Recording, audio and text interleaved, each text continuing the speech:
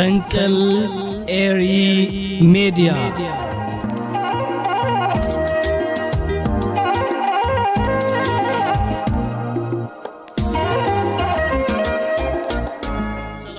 ተልቲ መደባት ፈንቅል ኤሪ ሚዲያ ከመይተምሲው ንሎም ሐሙስ 12 ለካቲት በከላይ ትሕስተ መደባት ቀሪበ ለኹ ንመከታልኩም በኽብሪ ይዕደም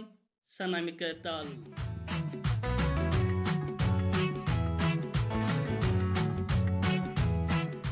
ተኸታተልቲ በቲ ቀዳማይ ንሪያ ገዳስ ዛዕባ ምስ እንፍልም በቐጥታ ምስ ሃገርና ኤርትራን ሓይልታት ምክልኻል ኤርትራን ዝተተሓዘ ኮይኑ ንጀጋና ኣባላት ሓይልታት ምክልኻል ኤርትራ ናይ ምሳሕ እንግዶትን ግብጃን ከም ዝተገብረ ካብ ውሽጢ ሃገር ኣገዳሲ ዜናዊ ጸብጻብ ተዘርጊሑ ይርከብ ኣሎ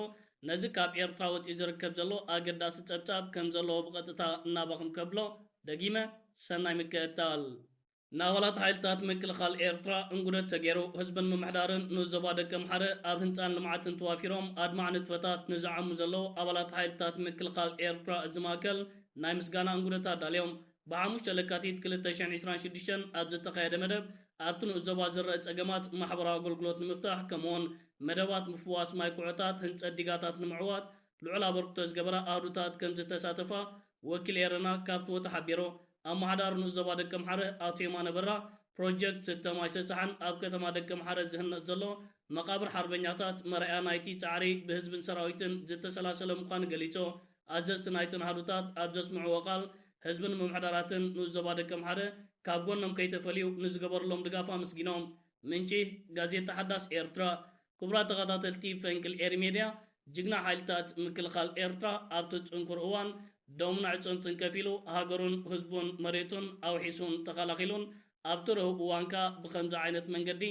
ራሃፁና እንጠብጠበ ሃገሩን ናሃነፀና ንምዐን ይርከብ ኣሎ ንጅጋን ኣባላት ሓይልታት ምክልኻል ኤርትራ ክብርን መጎሰን ንዕኦም ይኹን ንነበርቲ ደገ ኣምሓረን ኣመሓደርቲ ከባቢታትን በዚ ኣጋጣሚ ብስም ተኸታተልቲ ፈንቅል ኤሪ ሚድያ ንጀጋን ኣባላት ሓይልታት ምክልኻል ኤርትራ ንዝገበረሎም እንግዶት ምስጋናና ክንገልጽ እንደሊ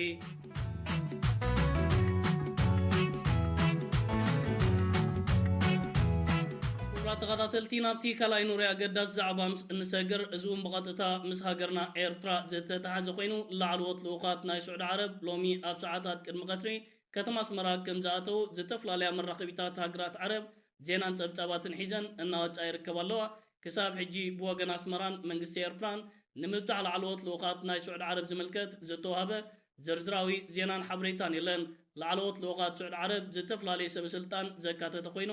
ምክትል ሚኒስትሪ ጉዳያት ወፃኢ ናይቲ ሃገር ነዞም ልኡኻት መሪሑ ናብ ከተማ ኣስመራ ከም ዝኣተወን እዘን መራኸቢታት ናይ ሃገራት ዓረብ ኣብዚ ዘርጊሐንዎ ዝርከባ ዘለዋ ዜናዊ ጸብጻባት ጠቒሰን ዝርከባ ዘለዋ ክቡር ፕረዚደንት ኢሳያስ ኣፈወርቂ ናብ ስዑድ ዓረብ ብምቕናዕ ንዝተፈላለዩ ሰብ ስልጣንን መንግስትን ናይቲ ሃገር ርክባት ምስ ኣካየደ ላዕለዋይ ንግስነት ስዑድ ዓረብ ኣብ ሓፀርቲ እዋናት ናብ ከተማ ኣስመራ ልኡኻቱ ብምስዳድ ምስ መንግስቲ ኤርትራ ቀጥታዊ ዘተን ርክባትን ዘረባትን ብምክያድ ነታ ኣብ መንጎ ክልቲአን ሃገራት ዝተኻየደ ስምዓት ኣብ ባይታ ንምጅማሩን ንምትግባሩን ልኡኻት ክሰድድ ምዃኑ ቃላት ምንባሩ ዝዝከር እዩ እዞም ከተማ ኣስመራ ኣትዮም ዝርከብ ዘለዉ ላዕለዎት ልኡኻት ናይ ስዑድ ዓረብ ጉዳዮም ምስ ኣቐዲሙ ኣብ ስዑድ ዓረብ ዝተገብረ ስምምዓት ዝተተሓዘ ክኸውን ከም ዝኽእል እዩ ዓመታት እናተዋህበ ዝርከብ ዘሎ ኣብዚ ሕጂ እዋን ኣብ መንጎ ኤርትራን ስዑድ ዓረብን ተፈጢሩ ዝርከብ ዘሎ ሕውነታውን ዲፕሎማስያውን ሽርክነታውን ዝምድና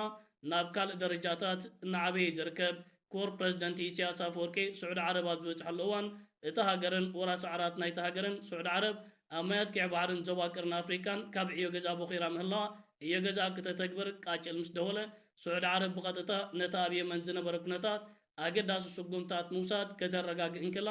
ነታ ኣብ ሱዳን ተኸሲቱ ዝርከብ ዘሎ ኩነታትን ኣገዳሲ ምዕባለታት እናመዝገበት ትርከብ ነቲ ስርዓት ብልጽግና ብሰበብ ባሕርን ኣፍ ደገ ባሕርን ናብ ህዝብን መንግስትን ኤርትራ ብዓቢኻ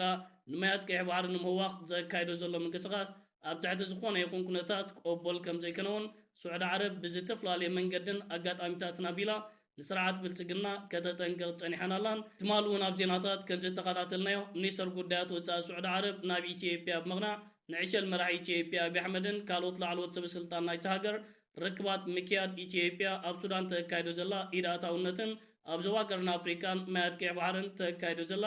ጻዕታር ተግባራት ብህፁፅ ደው ክተብሎ ቀጢን ትእዛዛት ከም ዝተዋህቦም ሓደ ካብቲ ዓበይቲ ዜናታትን ምዕባለታትን ናይ ዝሓለፈ 24 ሰዓታት እዩ لعلوت لغات سعود عرب كتم اسمراتيوم دركب زلو مسكور بريزيدنت إسياس أفوركن كالوت سبسلطان منግስት ኤርትራ ርክባት ከካይዶ ተስፋን ተስቢትን ተነቢር ይርከብ ነዚ ጉዳይ ዝምልከት ካብ ሃገርና ኤርትራ ዜናን ጸብጻባትን ብሰፊሕ ምስወፀ ኣብ ዜናታትና ናባኹም ክነብሎን ክነቕርቦን ኢና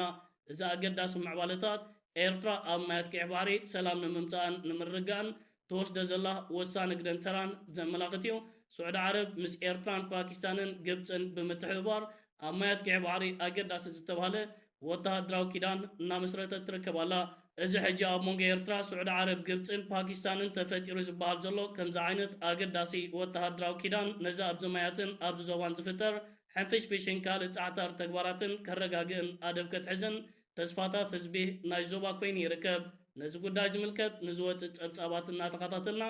ناباهم كنبلون كنغربونينا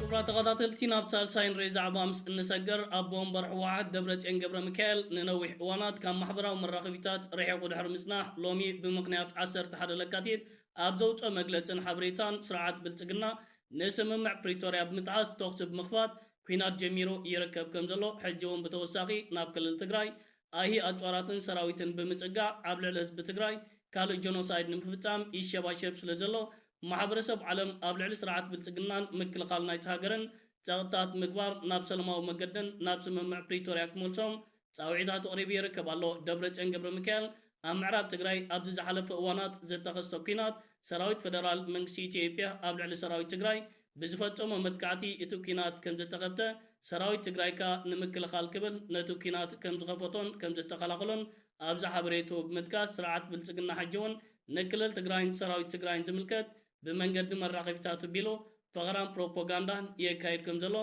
كينات كجمركا يدنادن سلزلو محبرسب علم بفلايكا حبرت أفريكان أو حاس تسمى مع بريتوريا نسرعات بالتقنا كابجيغان كينان تقباراتون تاريمو نابسم مع بريتوريا نخملسيو تاوعيتات أغريبو زركب زلو سرعات بالتقنا أقديمو حواعات نزغربو كم زعين التاوعيتات كم زنتقو دا إيكونوميست أبتب تاباتا قليتانيرا نت حبرت أفريكان كالوت أو حاس تسمى مع بريتوريا نسرعات بالتقنان عشل مرحي تيبيا أبي حمد زغرب لتاوعيتات أبو داينا إيدكم أيتوتو زبل آلوتاو ملاش بمهاب مسحوعاتن سراوي تقراين كم زي زرارب نقاط مرقتي كم زحازين إيكونوميستن كالوت مراقبتاتن أبقزين ساعتون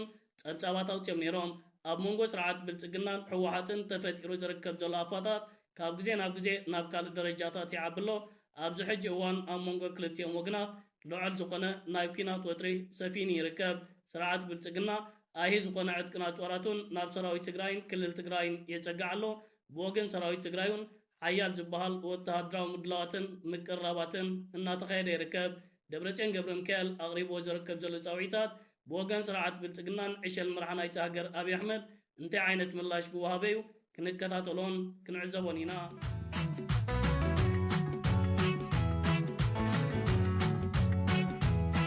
تقاطاتلتي ناتراب عين نيمو داتا نوري زعبا نسجر مربوب حبريتا رويترز أبز زحلف كلتا معالطات نتي سرعات بالتقنا مسحبرات إمارات عرب بمتحبار أبين شانقول قمز دوكين وزركب زلو وتهدراو معسكرات دملكت دحر زوت أطبطاب قبل على سرعات بالتقنا حيال زقنا دبلوماسيا وتغطات الناس عبي زركب زلو سرعات بالتقنا نزا أقواني فو زركب زلو دبلوماسيا وتغطات نمفواس نرويترز كابت هاجر لومي كم زبارورو مراقبتات ناي سرعات بالتقنا زينان تبصاباتن حيزن يوتالو سرعات بالتقنا نمربب حبريتا رويترز كاب هاغورو مسغواغون مغادون كالا عبد علي سرعات بالتقنا تغطات كسعبي زبل كالت انتانتاتون يقرب الله اتا ازيو زخف اشنق ناي سرعات بالتقنا ابين شانغول قمز دوكين وزركب زلو وتهدراو معسكراتن عدكنا طوراتن ترايجيكونس نايتيبيا قدم حج سراويتن وتهدراتن زنبرو مستقامت حالتات اريسيفن كالوت بوجلتاتن تسلفهم انصار منግስት ሱዳን ንخواغو كململو مزنحيو እዚ ጉዳይካ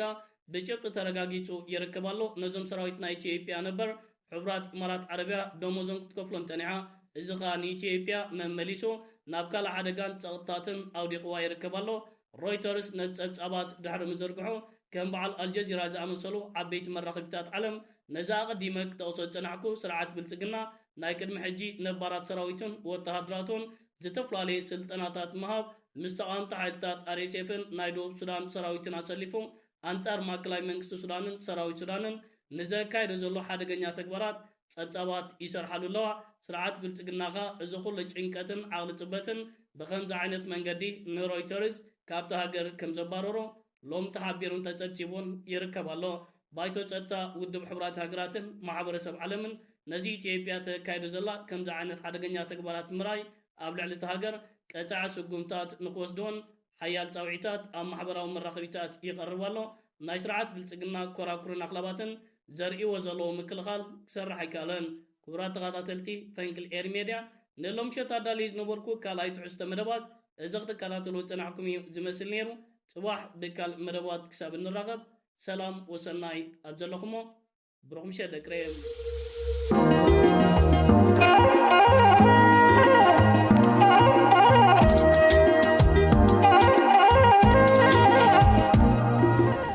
ፈንቅል ኤሪ ሜድያ